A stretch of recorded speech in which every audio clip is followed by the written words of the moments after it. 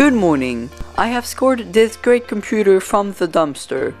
Today we're going to open it for educational purposes. Logic DIY. Think, build, and repair. Start by removing the screws. Here are the RAM cards, which store the data temporarily.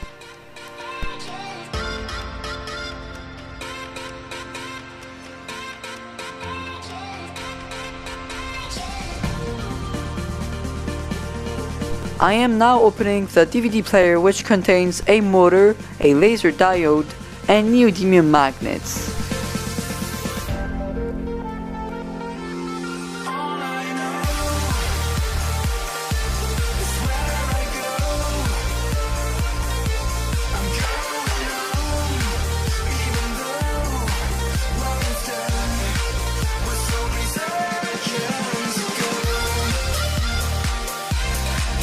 There are some screws under the keyboard.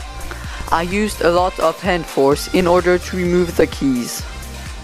I also removed the screen with force. Don't do this if it is for a repair.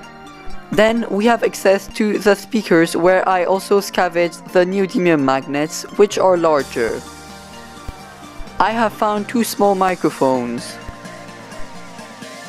This is the tactile trackpad. I might want to save that. The super cool looking air vents with fan. These are the three main brains of the computer. Nice LED panel. And now it's time to destroy the screen. Be careful when working with glass, because it breaks easily and tends to get under the skin.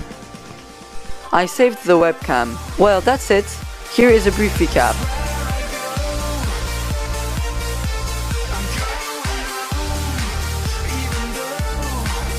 I needed a USB female connector for a project. Of course, keep the lithium battery cells if you have a proper charger. That is it for today.